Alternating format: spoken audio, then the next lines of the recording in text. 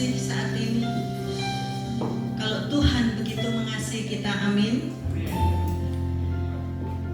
Sehingga pada saat ini kita masih diberi kesempatan satu kali lagi untuk kita bisa bertemu, bersekutu dengan Tuhan di tempat ini. Mari sehari kita bersama-sama mau menundukkan hati kita. Kita mau merendahkan diri di hadapan Tuhan. Tuhan, Kau baik bagi kami, Tuhan. Engkau sangat baik dalam kehidupan kami, Tuhan.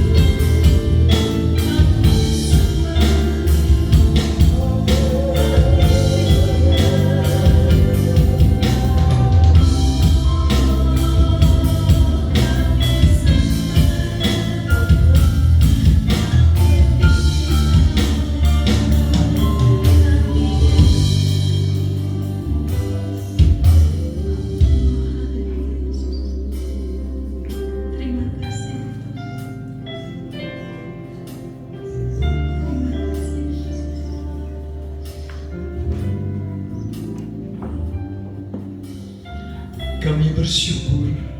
Kami memuji, kami memuliakan nama-Mu Bapa. Kami mengucapkan syukur untuk semua kasih setiamu yang tidak pernah lepas dalam kehidupan kami.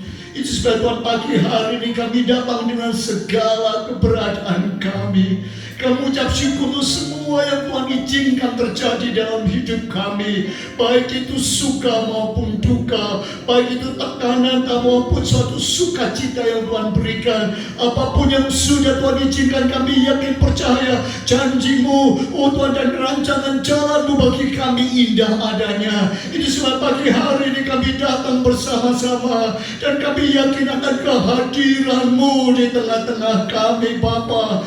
Oh Tuhan, Engkau yang hadir, Engkau yang ada di tengah-tengah kami, Engkau yang akan melawat setiap kami yang datang dengan segala keberadaan ini. Kami yakin percaya Tuhan yang akan menjamah setiap kami. Ini sebab kami serahkan sepenuhnya dalam tangan-Mu, mulai dari permulaan, dalam puji-pujian, dalam penyembahan, dalam memuji dan memuliakan Engkau, bahkan mendengarkan firman-Mu. Engkau berbicara kepada kami. Terima kasih Bapa, kami serahkan ibadah kami dari awal, pertengahan sampai akhirnya dalam penyertaan Tuhan. Tuhan memberkati kami, Tuhan melawat kami. Kami serahkan semua dan kami memulai ibadah kami di dalam nama Tuhan Yesus Kristus. Semua yang percaya katakan amin.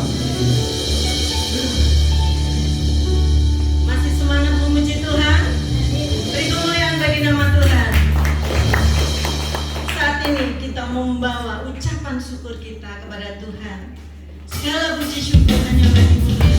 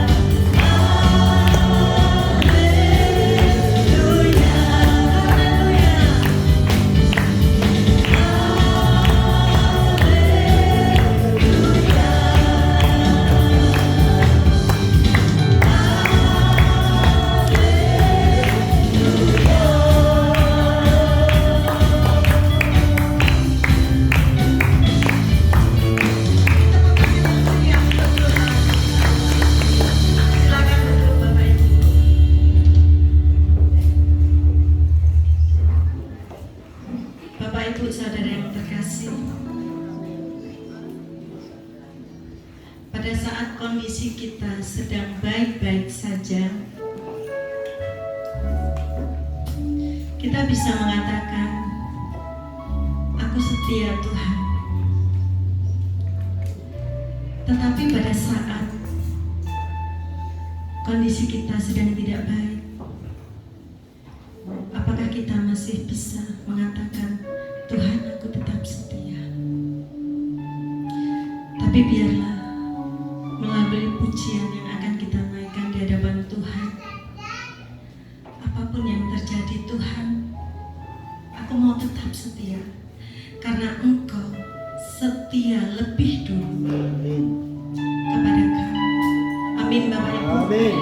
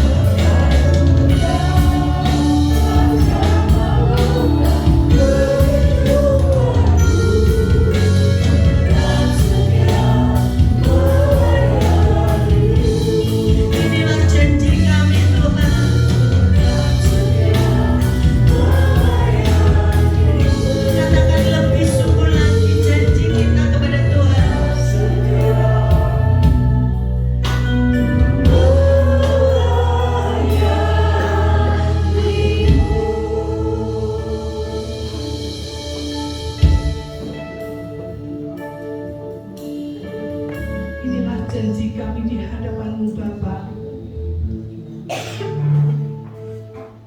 Engkau menghendaki kesetiaan kami. Siapakah kami Tuhan? Seperti wanita yang berdosa, tetapi Engkau melayakkan kami untuk mengurapi kaki-Mu dengan minyak sebagai tanda kasih kami, sebagai tanda hormat kami kepadamu. Dan biarlah saat ini kami boleh melakukan hal yang sama. Kami mau duduk diam di bawah kaki Tuhan. Berbicaralah kepada kami ya Tuhan, supaya kami boleh mengerti isi hati Tuhan, supaya kami boleh dibentuk, dipimpin, dan diarahkan pada kedewasaan rohani, sehingga kami boleh semakin serupa dengan gambar-Mu. Inilah yang menjadi doa kami. Biarlah segala pujian yang sudah kami naikkan ke hadirat Tuhan boleh berkenan dan menyenangkan hati Bapa di surga. Dan sebentar kami akan mendengar firman Tuhan. Berbicaralah ya Tuhan melalui hamba-Mu, pakai dan urapi dia untuk menjadi saluran berkat bagi setiap kami yang ada di tempat ini maupun kami yang mendengarkannya melalui online. Kiranya Tuhan menyertai, memberkati kami semua, dan Roh Kudus yang mengambil alih pimpinan, dan kami mau menyerahkan waktu kami selanjutnya ke dalam tangan Tuhan. Berbicaralah Tuhan, kami siap untuk mendengar. Di dalam nama Tuhan Yesus kami panjatkan doa dan permohonan kami, dan setiap kita yang percaya katakan amin. Silakan itu saudara.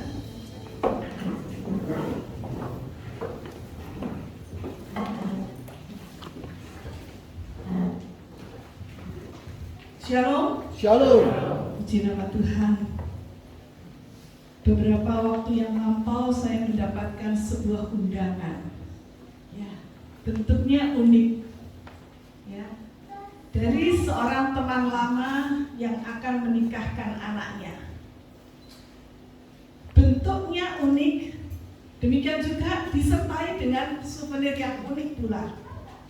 Tetapi bukan ini yang membuat saya memutuskan untuk menghadiri undangan pernikahan tersebut. Apa yang membuat saya termotivasi untuk datang? Karena dia teman baik yang dulu cukup dekat dengan kami. Saudara, saat ini kita akan belajar. Seringkali kita tidak sadar bahwa kita ini adalah undangan, tamu VIP-nya Tuhan. Ya. Bayangkan kalau suatu hari saudara menerima sebuah undangan dan di balik dari amplop itu tertulis nama Jokowi.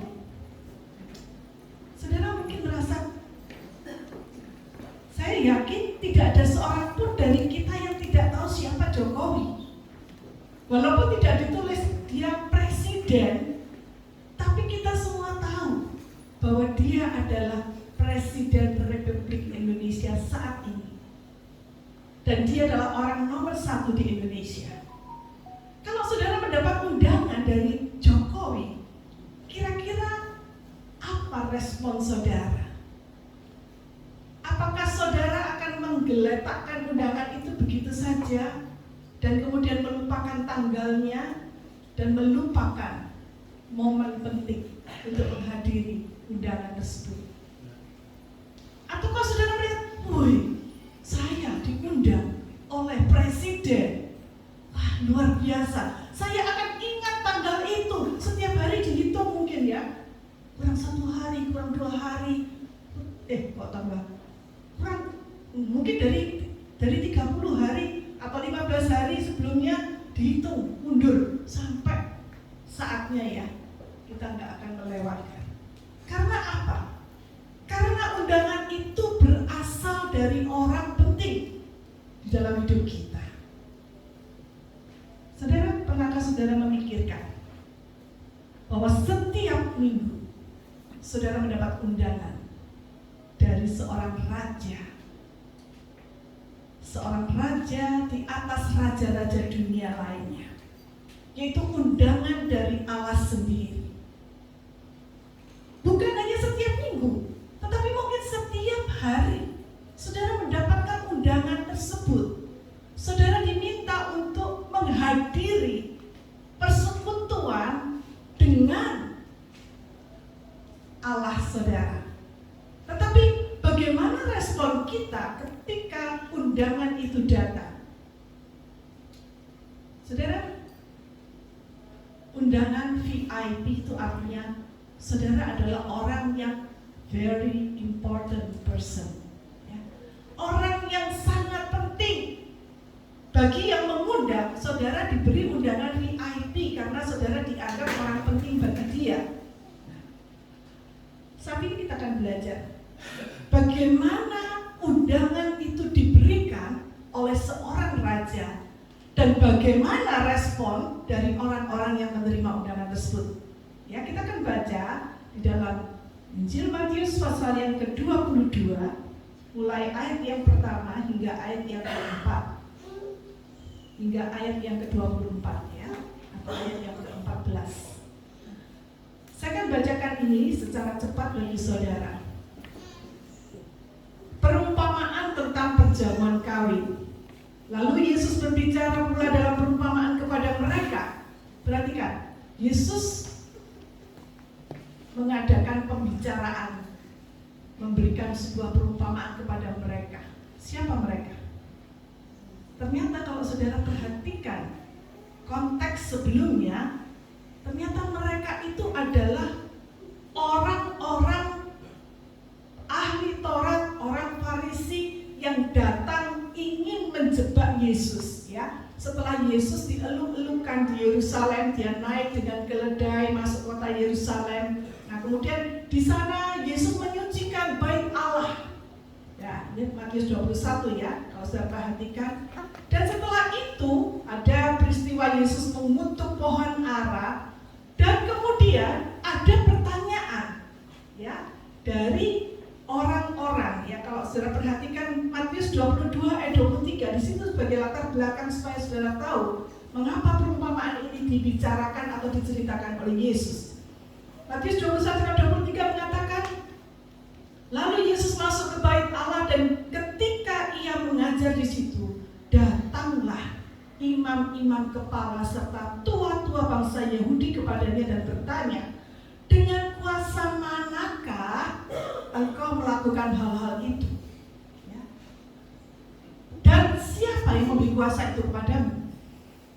Ini pertanyaan yang sengaja diberikan oleh para pemimpin agama, orang-orang Farisi, ahli-ahli Taurat, untuk menjebak Yesus, ya.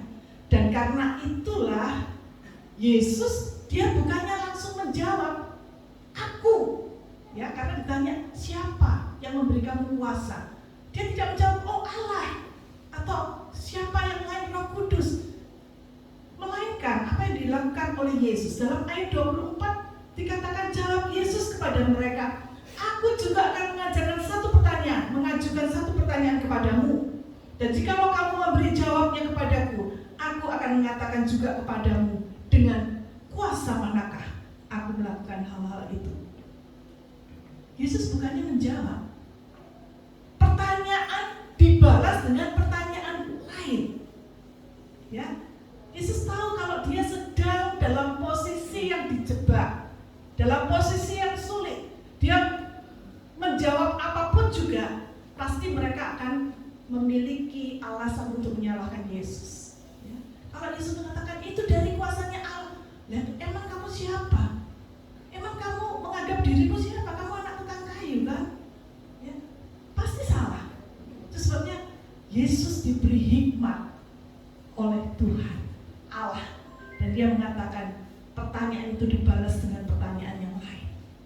Dan selain Yesus mempertanyakan, bertanya lagi kepada mereka yang mereka sendiri tidak bisa menjawab, Yesus juga menceritakan sebuah perumpamaan. Sebetulnya bukan sebuah, tapi 3 buah perumpamaan.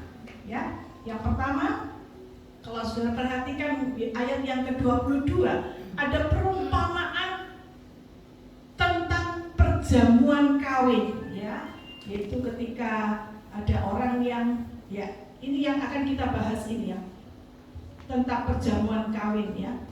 Kalau saudara perhatikan sebelumnya, mungkin ada perumpamaan-perumpamaan yang sudah disampaikan oleh Tuhan Yesus sebelumnya ya. Tetapi kali ini kita melihat ada sebuah perumpamaan yang diberikan, yaitu tentang perjamuan kawin. Nah, ini yang akan menjadi tema pembahasan kita saat ini. Kalau kita perhatikan dalam Matius 22 ayat yang kedua dikatakan, hal kerajaan surga itu seumpama seorang raja yang mengadakan perjamuan kawin untuk anaknya. Jadi kerajaan surga itu diumpamakan dengan seorang raja yang akan mengadakan perjamuan kawin untuk anaknya. Ya, tadi saya beri umpama kalau kita mendapatkan undangan dari Presiden Jokowi. Nah, ini juga sama, perumpamaan yang diberikan oleh Tuhan Yesus, seorang raja mengadakan perjamuan kawin untuk pernikahan anaknya. Apa yang dilakukan oleh raja itu? Ayat ketiga, ia menyuruh hamba-hambanya memanggil orang-orang yang telah diundang, yang sudah ada di dalam daftar undangan, ke perjamuan kawin itu. Tetapi orang-orang itu tidak mau datang. Jadi perjamuan kawin di sana pada saat itu, hamba-hambanya itu disuruh mengantar undangan sekaligus memanggil orang-orang itu untuk datang. Ya, tetapi dikatakan orang-orang itu tidak mau datang. Apa alasannya nggak mau datang? Yang undang ini raja loh, tapi mereka tidak mau datang, ditolak mentah-mentah tanpa alasan yang jelas. Pokoknya yang dia katakan, kami tidak bisa datang, maaf. Cuma itu saja, tidak ada alasan. Nah saudara, apakah kita akan melakukan hal yang sama ketika kita mendapatkan undangan dari orang penting? Kalau Pak Jokowi yang mengundang kita, pasti kita akan segera. Mungkin kita begitu bangganya ya, kita ini mendapatkan undangan, langsung kita foto, kita posting di status sosial media kita, di Facebook, di Twitter, di IG, pokoknya semua sosmed, semua seluruh dunia tahu kalau saya dapat undangan dari presiden. Itu suatu kebanggaan. Siapa yang mengundang, itulah yang menjadi kebanggaan kita. Tetapi orang-orang yang diundang ke perjamuan kawin itu mereka nggak mau datang tanpa alasan yang jelas. Bahkan dikatakan dalam ayat yang keempat, setelah ditolak, maka tuan itu dikatakan ia menyuruh pula hamba-hamba lain, pesannya, katakanlah kepada orang-orang yang diundang itu, sesungguhnya hidangan telah kusediakan, lembu-lembu jantan dan ternak piaraanku telah disembelih. Semuanya telah tersedia. Datanglah ke perjamuan kawin ini. Nah, saudara, setelah ditolak, undangan pertama ditolak, hamba-hamba yang lain diutus untuk merayu sekali lagi, ayolah, datanglah. Ini loh, sudah kusiapkan hidangan, lembu, sudah potong, kambing, ya, semuanya sudah jadi makanan yang enak-enak. Tolong bisa dilihat supaya ada gambaran kira-kira seperti apa sih persiapannya. Oh, begitu luar biasa. Yang mantu ini adalah raja. Jadi bisa dipastikan bahwa persiapannya itu begitu melimpah, makanannya begitu enak-enak. Dan mereka sudah mempersiapkan dengan baik. Tetapi orang-orang yang diundang ini tidak mengindahkannya. Ayat yang kelima, ada yang pergi ke ladangnya, ada yang pergi mengurus usahanya.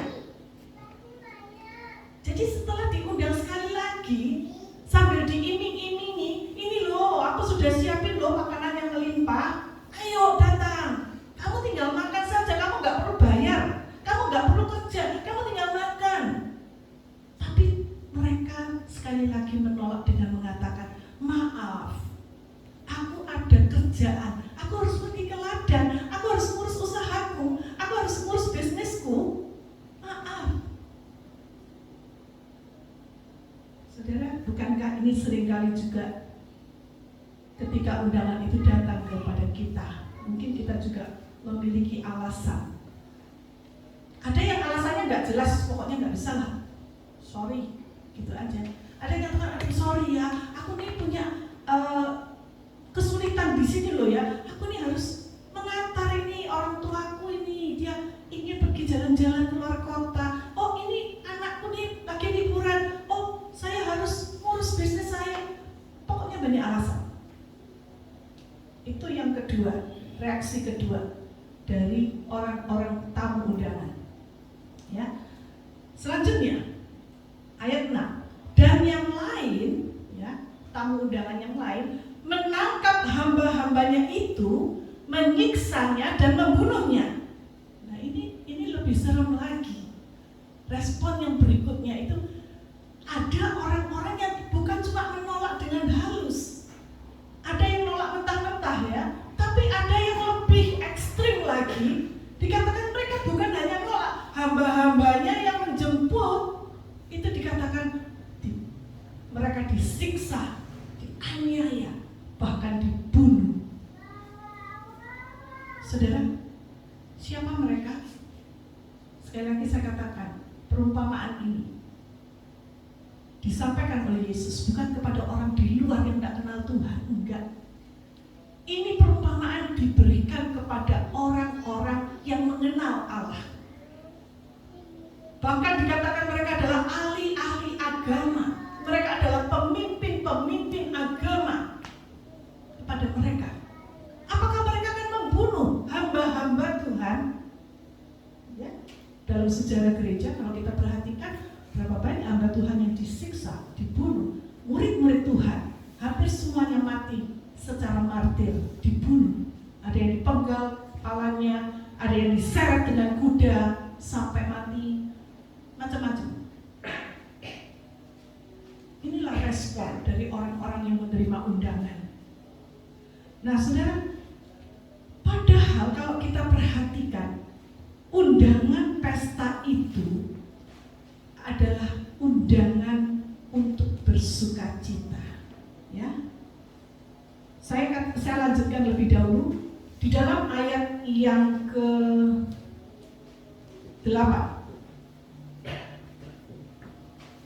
Ayat yang ke-7 dikatakan, maka murkalah raja itu. Jadi setelah ada beberapa respon, dan yang terakhir, yang paling parah itu adalah mereka menangkap hamba-hambanya dan menyiksa serta membunuh. Maka murkalah raja itu lalu menyuruh pasukannya ke sana untuk membinasakan pembunuh-pembunuh itu dan membakar kota mereka. Ya, Tuhan ini kurang baik apa? Dia sudah sediakan hidangan yang melimpah. Tinggal datang, tinggal makan, menikmati, ikut berbahagia bersama. Itu masih ditolak. Bukan hanya ditolak, tetapi mereka menyiksa dan membunuh orang-orang yang memberikan undangan itu.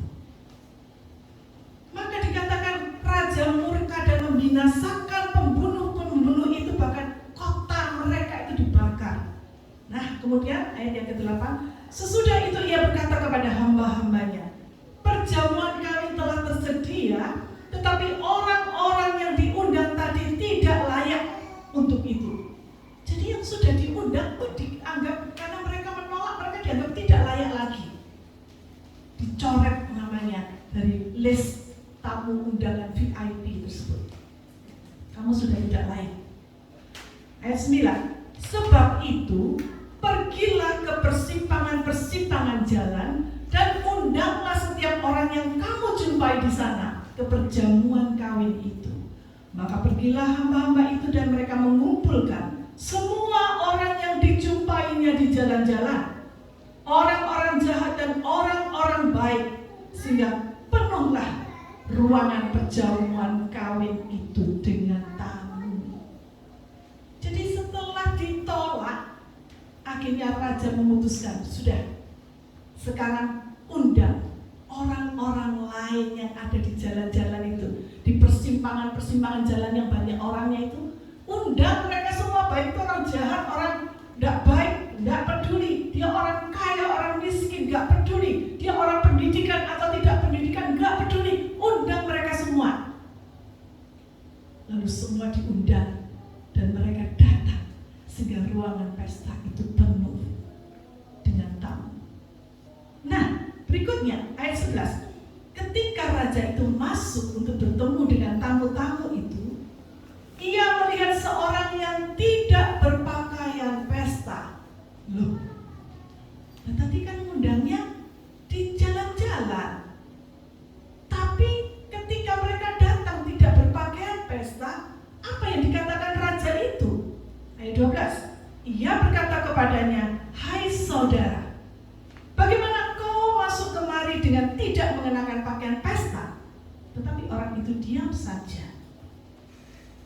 Lalu kata raja itu kepada hamba-hambanya, "Ikatlah kaki dan tangannya dan campakkan orang itu ke dalam kegelapan yang paling gelap. Di sanalah akan terdapat ratap dan gertak gigi." Nah saudara, kita perlu tahu ya, kebiasaan adat zaman dulu itu seperti apa di Timur Tengah. Jadi mungkin raja ini sudah tahu bahwa yang diundang ini adalah orang-orang jalanan. Tentunya mereka tidak siap dengan pakaian pesta.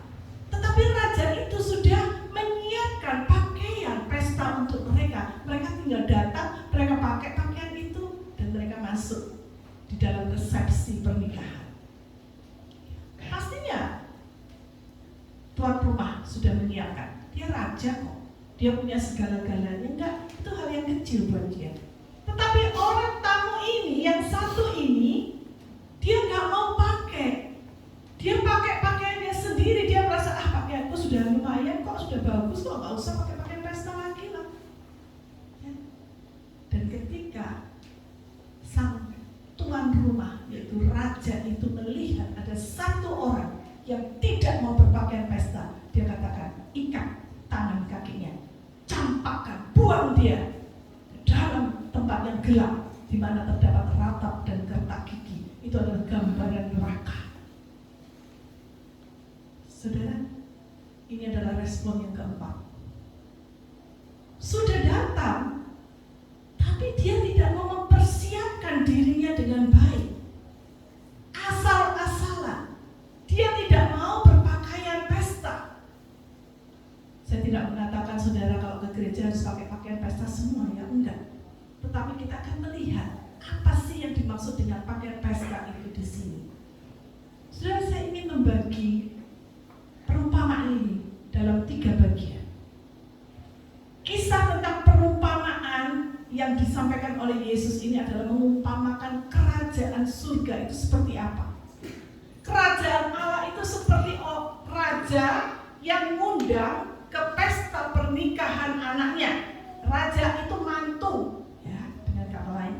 Nah, kalau itu undangan pernikahan, pastinya yang pertama ada yang namanya undangan itu, kalau dalam pernikahan itu adalah sukacita, ya.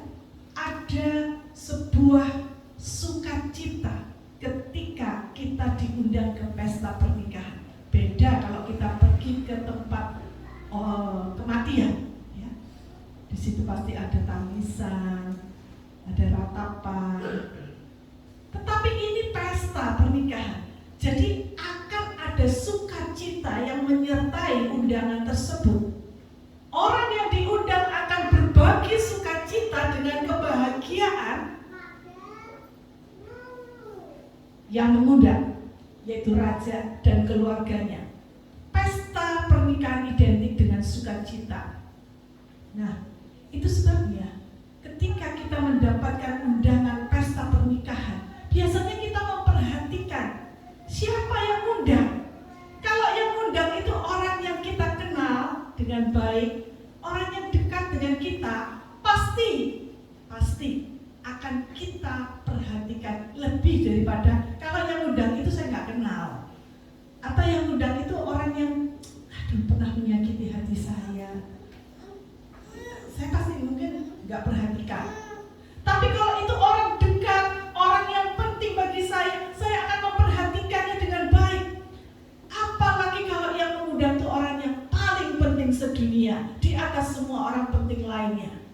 Bukan hanya VIP, very important person, tapi kalau yang undang itu very very important person, VVIP. Pasti beda. Saya akan perhatikan dengan lebih baik lagi. Bagaimana bangganya saya diundang oleh yang orang paling penting di dunia ini? Siapa orang yang paling penting di dunia ini? Itu Allah sendiri, Sang Pencipta langit dan bumi, yang kerajaannya ada di surga dan di bumi. Kalau saudara mendapatkan undangan dari Allah Sang Maha Pencipta langit dan bumi, apakah saudara akan merespon dengan baik, atau saudara abaikan saja? Kapan-kapan kan bisa, lain kali. Undangan itu nggak terus-menerus loh saudara. Undangan itu sifatnya terbatas. Dan kalau saudara sudah diundang, berarti saudara termasuk orang pilihan. Gak semuanya diundang. Tapi kalau saudara sebagai orang pilihan menolak, maka undangan itu akan diberikan kepada orang-orang lain. Dan saudara gak masuk lagi dalam daftar orang pilihan yang mengundang. Itu sebabnya ketika kita mendapat undangan Tuhan untuk beribadah kepada Tuhan, seharusnya kita sambut dengan sukacita. Kenapa? Karena yang mengundang itu adalah sumber sukacita yang sejati. Sukacita yang diberikan oleh Allah itu gak sama dengan yang diberikan oleh dunia loh saudara. Dunia bisa memberikan sukacita, bisa. Tapi gimana sukacita yang diberikan oleh dunia? Saudara bisa pergi ke tempat-tempat destinasi wisata yang luar biasa indahnya dan saudara merasa sukacita. Saudara bisa berlibur, saudara sukacita, iya. Tapi berapa lama saudara berlibur? Apakah sukacita itu akan terus ada? Saudara punya duit banyak, saudara bisa beli apa saja yang saudara mau. Oke, tapi apakah uang itu sumber sukacitamu? Ya, karena uangmu bisa habis. Kalau uang kita habis, apakah sukacita itu terus ada? Oh, teman itu teman baikku, dia sumber sukacitaku, dia pacarku, dia pasanganku, dia sumber sukacitaku. Apakah terus seperti itu? Apakah dia tidak pernah mengecewakan saudara? Semua yang ada di dunia ini sifatnya terbatas. Dan satu kali kita akan kehilangan sukacita kalau apa yang menjadi sumber sukacita kita yang dari dunia itu hilang.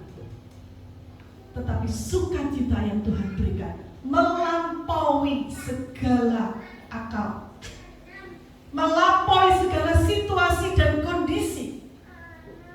Walaupun mungkin saat ini kita mungkin kita ini katakan bangkrut, ya saya nggak punya apa-apa lagi, oke? Tapi itu tidak membuat sukacita saudara hilang. Kalau ada Yesus yang menjadi sumber sukacita, sukacitamu nggak akan hilang. Duit boleh bangkrut, tubuh boleh sakit, tetapi sukacitamu ada di dalam Tuhan. Itu kekal, itu permanen, tidak bisa diubahkan oleh situasi dan kondisi yang ada di luar. Banyak orang yang salah mengerti dan mengatakan, Tuhan, buat apa jadi anak Tuhan? Buat apa jadi orang Kristen? Jadi orang Kristen tuh gak enak. Loh, kenapa gak enak? Iya, ini gak boleh, itu gak boleh, ini dilarang, itu dilarang.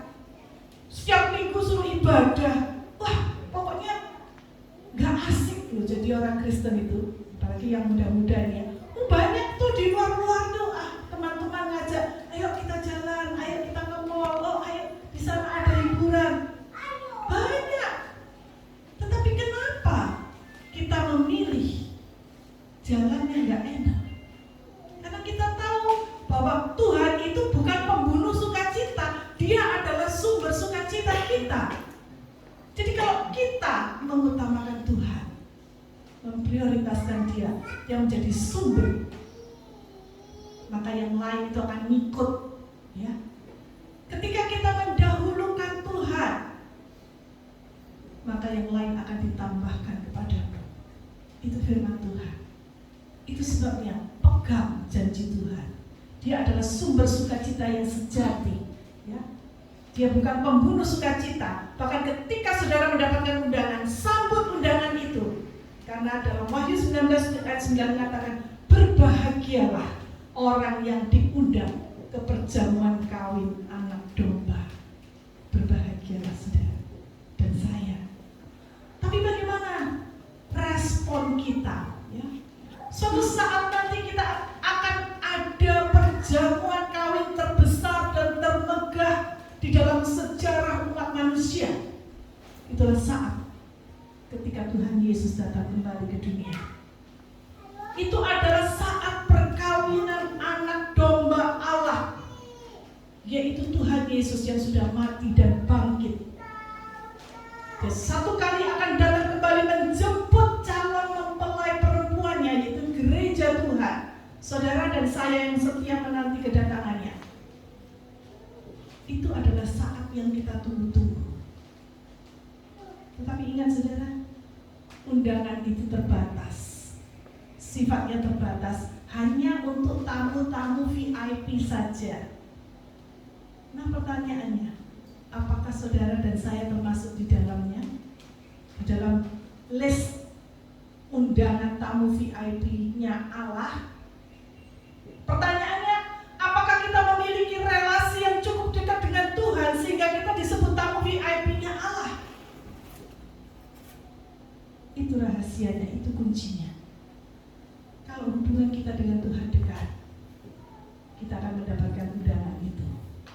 Dan setelah saudara dan saya mendapatkan undangan, respon kitalah yang menentukan apakah kita akan masuk di dalam pernikahan itu dan bersuka cita bersama dengan seluruh tamu undangan yang lain dan dengan tuan rumah, ataukah kita ada di luar dan pintu sudah tertutup buat kita karena kita sudah menolak Dia.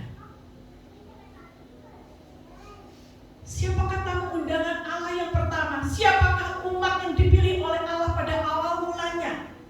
Itu tidak lain berbicara tentang bangsa Israel. Itu adalah bangsa pilihan Allah. Dari bangsa itulah lahir Tuhan Yesus. Dari rahim seorang perawan yang bernama Maria. Dia adalah orang Yahudi, bangsa Israel. Itulah umat yang dipilih oleh Allah pada awal mulanya. Tetapi apa yang dilakukan oleh bangsa Israel? Mereka menolak Yesus sebagai Mesias. Mereka menanti-nantikan kapan datangnya Mesias. Tetapi setelah Mesias itu datang, mereka menolak dan mengatakan, kami masih menunggu Mesias yang lain, bukan kamu. Kamu anak tukang kayu. Mereka tidak mempercayai Yesus lahir dari seorang rahim seorang perawan yang bernama Maria, lahir dari benih Roh Kudus, bukan dari benihnya Yusuf. Mereka nggak percaya itu. Itu sebabnya sampai saat ini orang-orang Israel banyak yang masih menolak Yesus. Ya, mereka menganut agama Yahudi yang berdasarkan Taurat Perjanjian Lama, tetapi mereka tidak mengakui Perjanjian Baru saat Yesus lahir. Ya, sampai Dia mati dan balik kembali. Mereka tidak percaya itu. Itu sebabnya yang kedua, selain undangan itu adalah undangan untuk bersuka cita, kerajaan surga itu juga diumpamakan atau dia berbicara tentang soal penolakan. Orang yang diundang, orang pilihan, tetapi mereka menolak. Ada yang menolak dengan alasan yang gak jelas. Ada yang pakai alasan ya lebih santun ya, supaya yang ditolak itu tidak merasa terhina. Tapi ada juga yang menolak dengan sangat menyakitkan ya. Mereka bukan hanya menolak, tapi mereka menangkap dan menyiksa hamba-hamba yang mengantar undangan itu. Nah, ini sudah sangat keterlaluan. Jadi seringkali jangan heran, kenapa orang-orang Kristen, anak-anak Tuhan, sering mengalami penolakan demi penolakan di dunia ini. Di tempat di mana kita berada, di Indonesia, negara yang majemuk dengan berbagai macam suku, bahasa, agama. Tapi kenapa seringkali kita sebagai orang Kristen ini yang seringkali menjadi kambing hitam, ya? Seringkali yang dibenci, yang dibully, ya, istilahnya. Kenapa? Kenapa mereka menolak? Dan seringkali tanpa kita sadari, kita yang sudah diundang pun kita seringkali juga menolak undangan itu. Kita menyia-nyiakan kesempatan yang Tuhan berikan. Sehingga undangan itu diberikan kepada orang-orang lain, ya. Orang-orang yang dulunya mungkin tidak mengenal siapa Tuhan Yesus. Mereka sekarang mendapatkan kesempatan untuk mengenal siapa Yesus. Mungkin mereka dahulu hanya mengenal itu seorang nabi, tapi mereka sekarang mulai mengerti, oh, ternyata dia bukan sekedar nabi, dia adalah juru selamat, dia adalah Allah. Banyak. Karena apa? Karena orang Kristen sendiri sudah banyak yang tanpa mereka sadari sudah menutup hatinya terhadap undangan sang raja itu. Sehingga akhirnya kerajaan surga banting harga, diskon besar-besaran, super sale, big sale, buka kesempatan kepada semua orang, siapapun juga kalian yang mau datang, yang mau percaya kepada, ayo datang, ayo masuk dalam kerajaanku, dalam kesukaanku, dalam pesta resepsi pernikahan anak domba Allah. Saudara, kalau kita tidak berhati-hati, kalau kita tidak merespon dengan benar undangan yang diberikan oleh Allah, itu bisa dialihkan kepada orang-orang di luar sana. Mungkin kita menganggap saya sudah selamat, untung saya sudah selamat, dan saya akan terus selamat. Apapun yang saya lakukan, apapun yang saya katakan, apapun yang saya perbuat, gak peduli, saya akan terus selamat. Hati-hati. Satu kali Tuhan mengatakan, siapa kamu? Aku gak kenal kamu. Bagaimana kalau hal itu terjadi? Itu sebabnya saat ini, selama undangan itu diberikan, sambutlah dengan sukacita, responlah dengan baik, dengan benar, supaya itu tidak dialihkan kepada yang lain, dan supaya kita tidak ditolak, ya. Raja itu bisa habis kesabarannya, ya. Kalau saudara perhatikan dalam ayat yang ke-7 tadi dikatakan, maka murkalah raja dan mengirimkan bala tentaranya untuk membinasakan para pembunuh itu dan membakar kota mereka. Gak ada ampun lagi, karena mereka sudah diberi kesempatan kedua, tapi mereka sia-siakan. Mereka tidak sambut undangan itu dengan benar. Akhirnya apa yang terjadi? Hukuman dan penolakan yang dari Tuhan.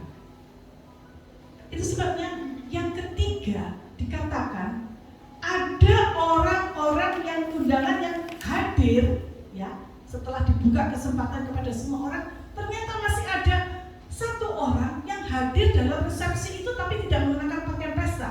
Jadi yang ketiga, kerajaan Allah itu juga memiliki persyaratan. Apa persyaratannya, ya? Kalau saudara perhatikan mulai dari ayat yang ke-11 sampai yang ke-13 tadi, dia melihat ada orang yang tidak berpakaian pesta. Jadi ini dianggap sebagai pelanggaran terhadap kode etiknya orang yang pergi ke perjamuan resepsi pernikahan. Yang lain pakai pakaian pesta cuma satu ini doang yang nggak mau.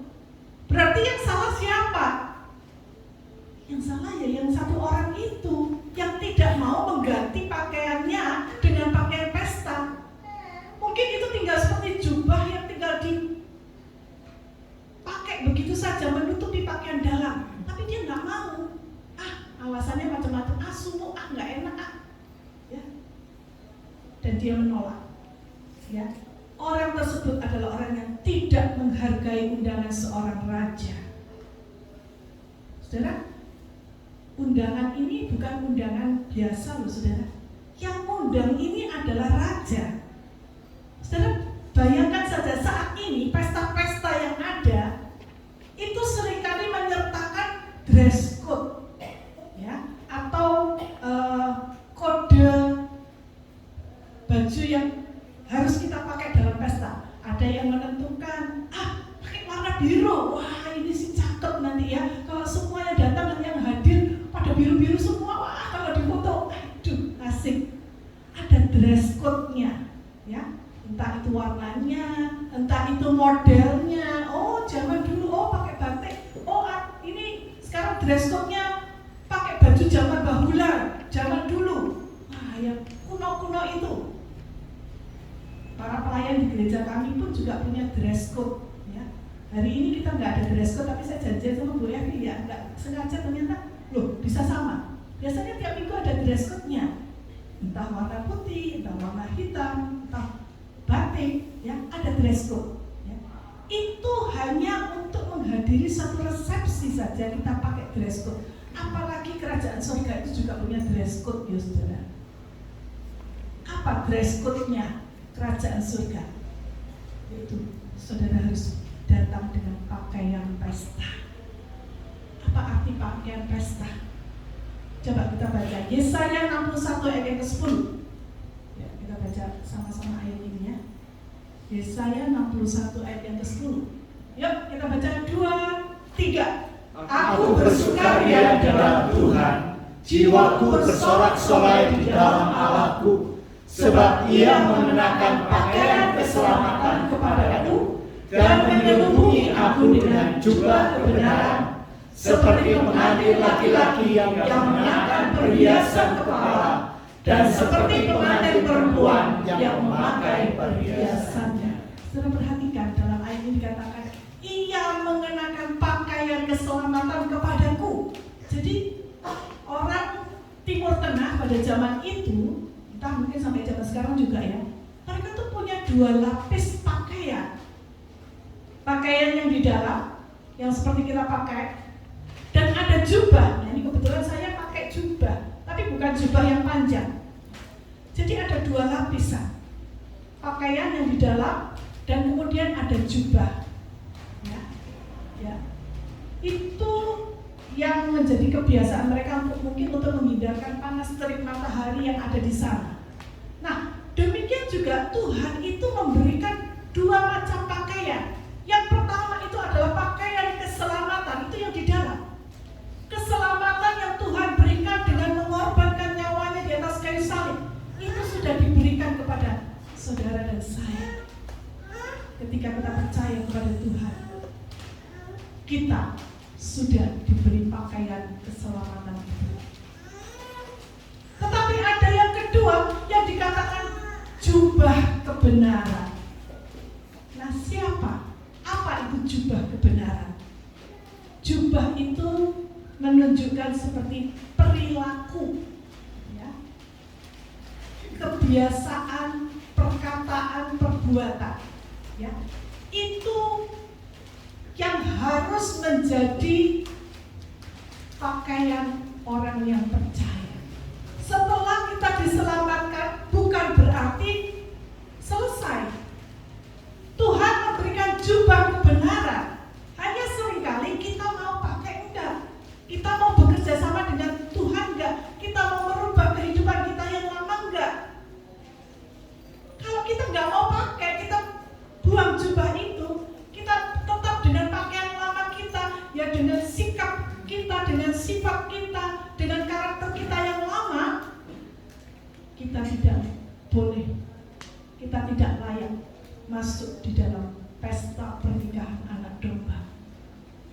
Kita tidak memakai pakaian pesta. Pakaian pesta itu adalah jubah kebenaran. Bagaimana dengan saudara dan saya? Apakah saat ini kita sudah mengenakan oleh Tuhan. Seharusnya kebenaran itu menjadi satu, menyatu dalam hidup kita, yang bisa dilihat oleh orang luar bahwa kamu adalah orang yang sudah diselamatkan. Sikapmu berubah, kata-katamu berubah, kebiasaanmu berubah, kamu menjadi manusia baru yang mengenakan jubah yang baru, jubah kebenaran. Inilah yang diharapkan oleh Tuhan sebagai respon yang benar ketika kita menerima undangan VIP-nya Tuhan. Dan apa hukumannya bagi orang yang tidak berpakaian pesta? Neraka. Kesimpulan, undangan yang diberikan Tuhan itu sifatnya sekarang terbuka. Siapa saja boleh datang dan gratis. Saudara nggak usah bayar. Saudara mendapatkan undangan VIP itu secara gratis karena Tuhan sudah membayar di atas kayu salib. Undangan yang terbuka dan gratis, tapi itu bukan undangan yang sifatnya murahan. Nah ini biasanya kalau gratis itu terus digampangkan ya, diremehkan. Kalau gratis saya kok nggak bayar aja, kok nggak datang nggak apa-apa. Undangan Tuhan ini sifatnya tidak murahan, saudara, karena Dia sudah bayar harganya dengan kematiannya, dengan nyawanya. Jadi seharusnya kita yang menghargai pengorbanan Kristus itu.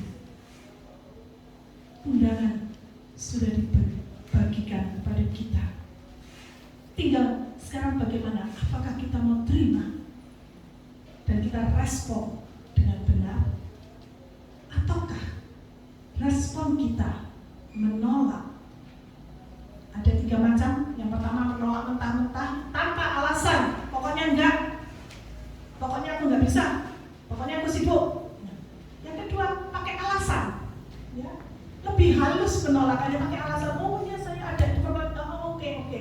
Alasan. Ada 1001 macam alasan yang bisa dipakai. Yang ketiga, kita bunuh hamba-hamba Tuhan. Bukan bunuh secara fisik, mungkin bunuh pelan-pelan dari belakang dengan perkataan, fitnah, kata-kata hoax, untuk membunuh karakter hamba Tuhan itu. Atau yang keempat, kita tolakkan dengan tidak memakai jubah pakaian pesta. Termasuk di dalam kelompok yang manakah saudara? Saya harap dan saya berdoa saudara tidak termasuk di dalam kelompok orang-orang yang menolak undangan itu.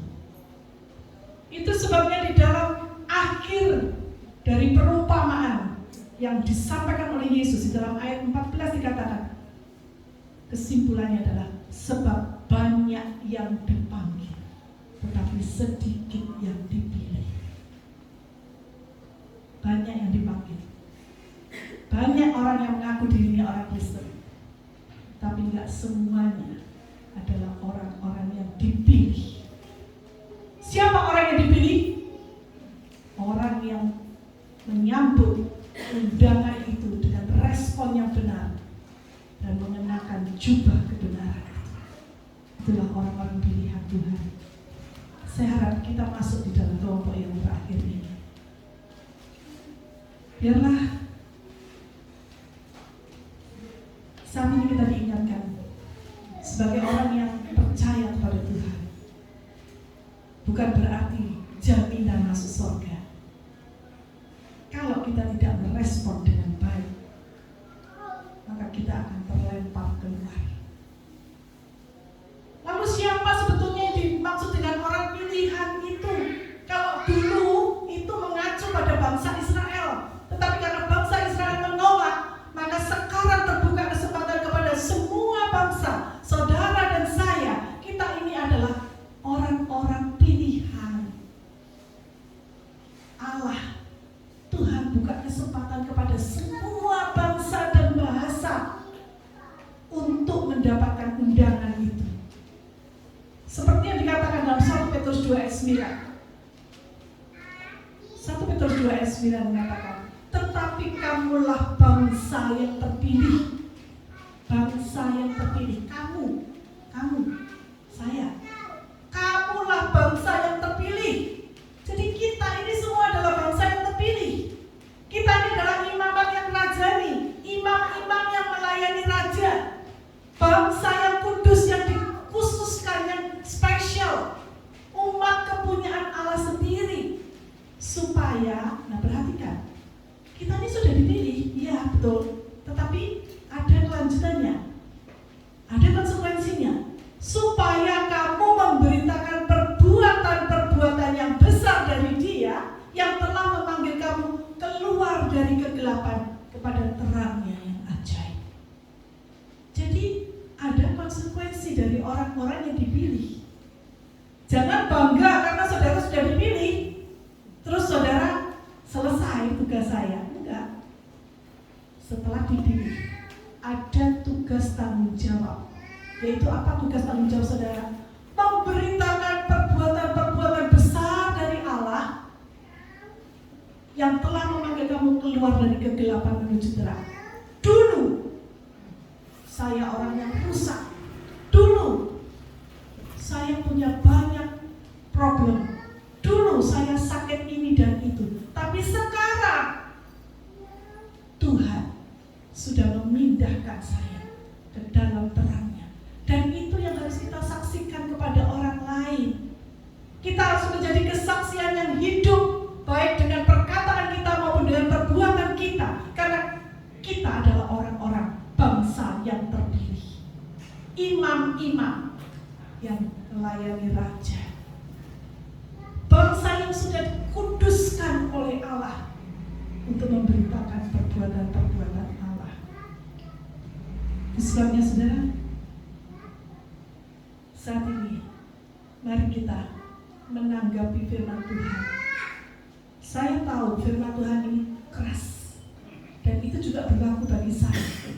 Bukan hanya bagi saudara, tapi bagi saya juga. Tapi marilah kita sambut, kita respon dengan benar. Dan katakan, aku berterima kasih Tuhan, karena Engkau sudah pilih saya. Aku yang dulunya hidup dalam kegelapan, Tuhan sudah pindahkan. Itu yang disebut dengan eklesia, gereja.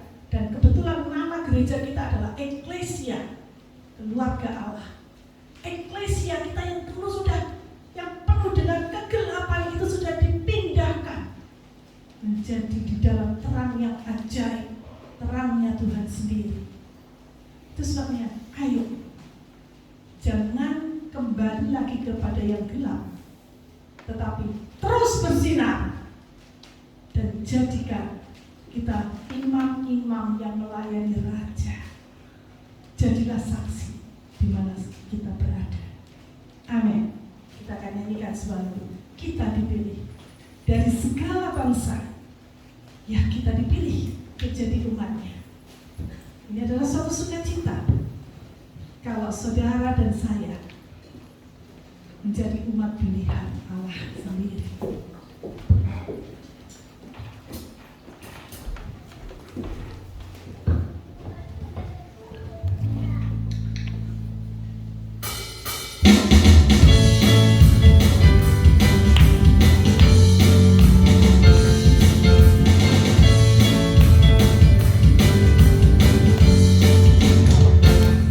Baik pilih dan segala bangsa.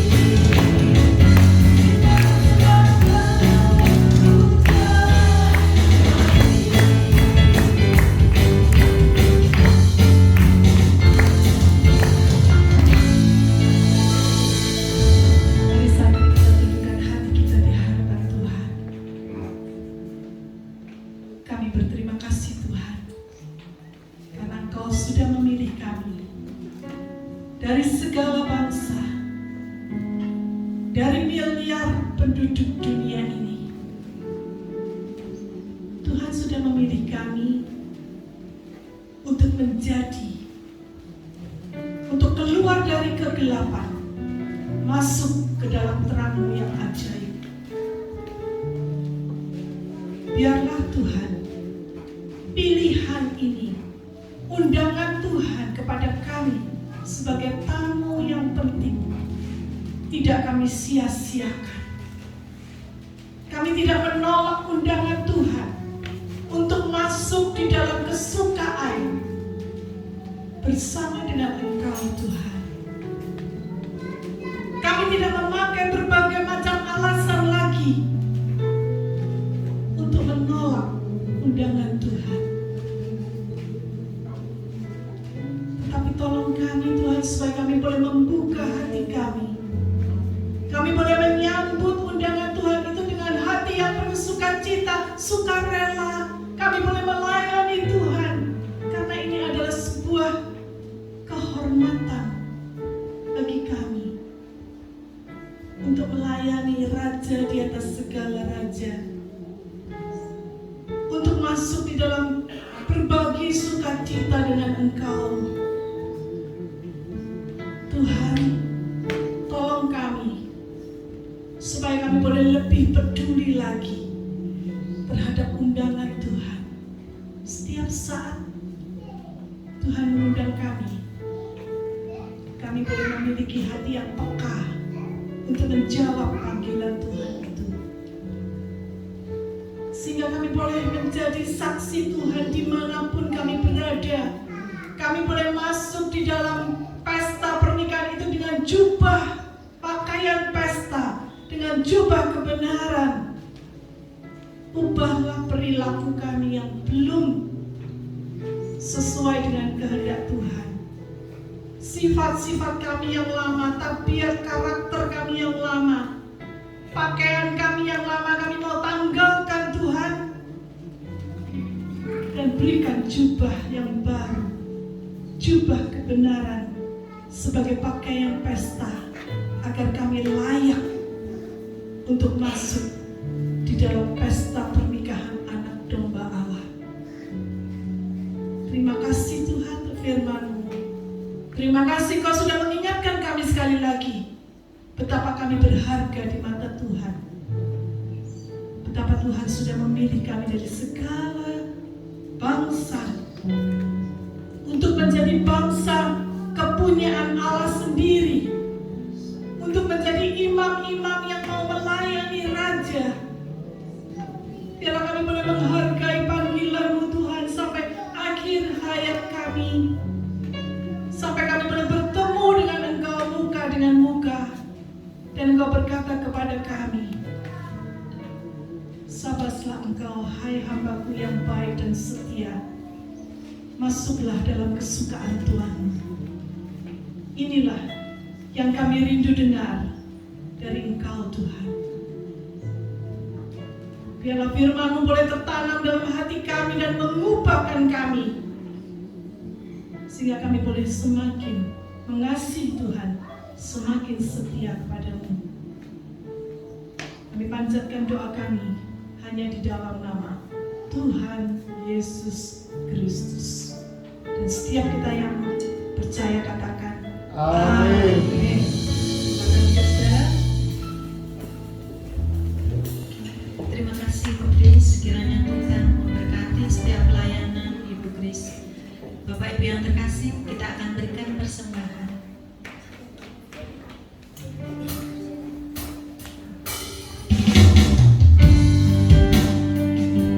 Tak pernah ada kasih seperti kasih Tuhan.